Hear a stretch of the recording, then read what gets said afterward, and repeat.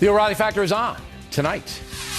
How many of you think that Bill O'Reilly is the most popular guy in news? And they'll all raise their hands. I say, Bill O'Reilly would finish dead last if he were in the evening news. Wow, is that true? Would I be an evening news loser? We'll analyze Tom Brokaw's remarks with an eye on what he is not telling you. The men and women of the intelligence community, including the NSA, consistently follow protocols designed to protect the privacy of ordinary people. Is that true? Or are we losing privacy like crazy? Charles Krauthammer will answer that question. Show you off. Tonight I want to show you off. And charges that police in Los Angeles looked away from drug evidence in Justin Bieber's lavish home. Is it legal? On the case. Caution. You are about to enter the no-spin zone. Factor begins right now.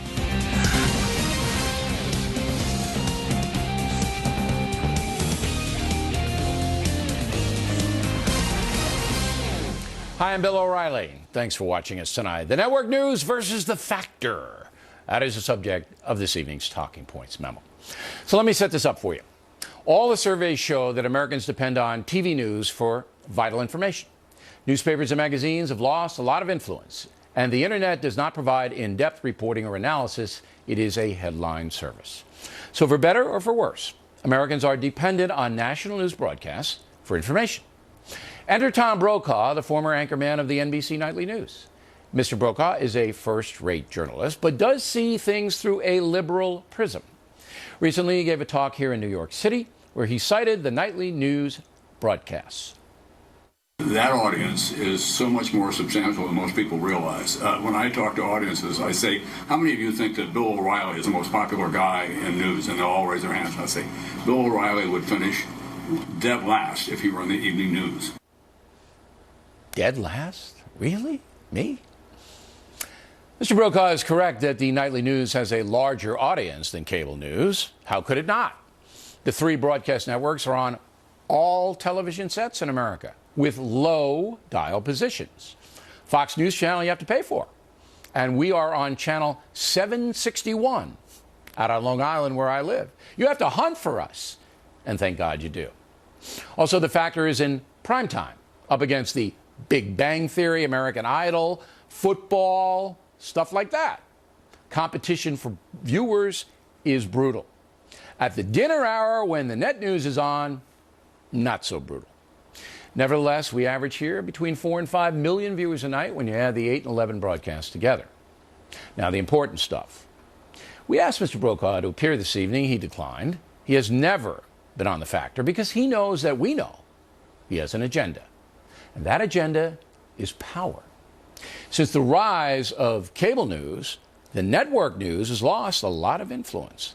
When was the last time you saw a discussion about a nightly news story on the net? Here on The Factor, we're the center of discussion on the internet nearly every night.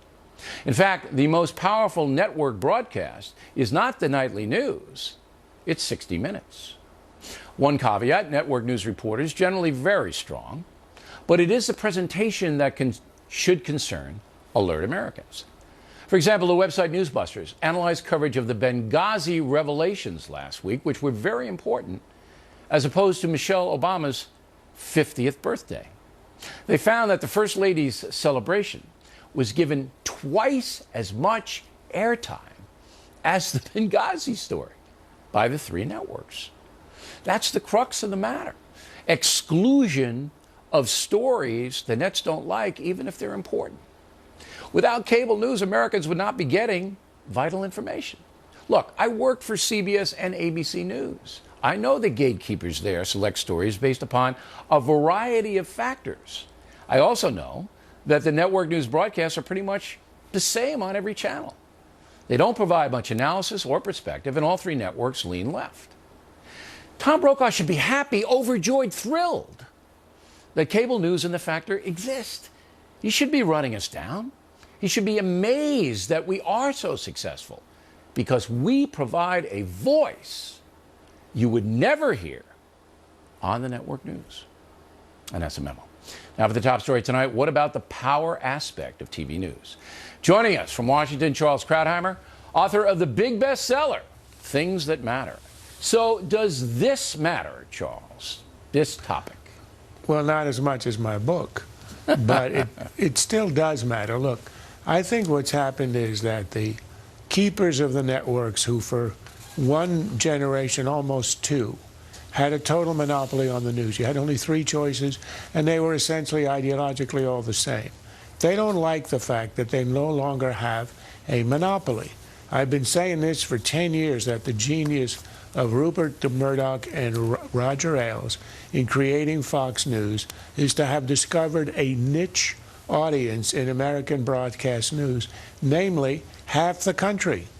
Everybody knows that the network news all give it from the same perspective, and what Fox News has offered is a new way to look at the news, and that's why it has been so unbelievably successful, and why there's some resentment from the mainstream media, because they no longer control the agenda.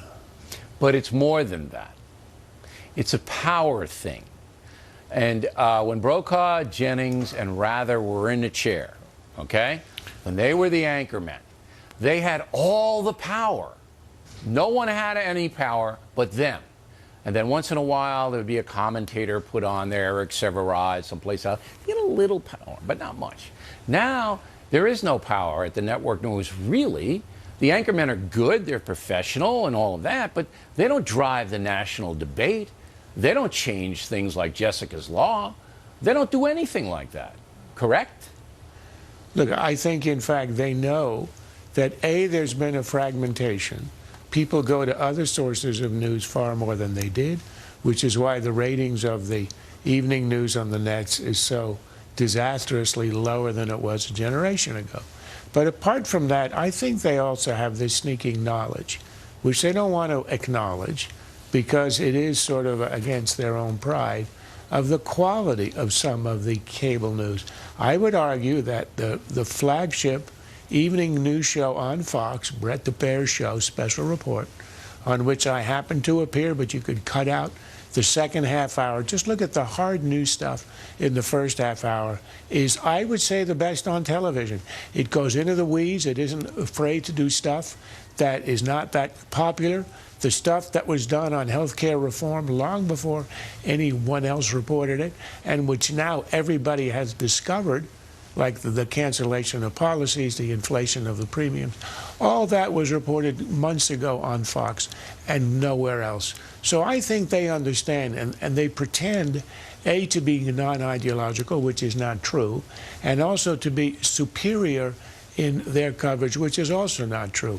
That is quite a blow, so I can understand the reaction. Okay, but Brokaw's out of the game. Now he's retired. He just does some special stuff for NBC. But here's the bottom line on this. Charles Krauthammer and Bill O'Reilly would never be able to appear on the nightly news, on any of the networks. I don't believe that we would. Maybe now that we're so successful, maybe they would, but certainly when we were working our way up, there's no way. So why doesn't Brokaw celebrate that, you know? I mean, why doesn't he want more information flow in the marketplace? Last word on this. Well, that is where I find it rather odd. People lament, and they say, oh, in the old days where we all could rely on a source of news.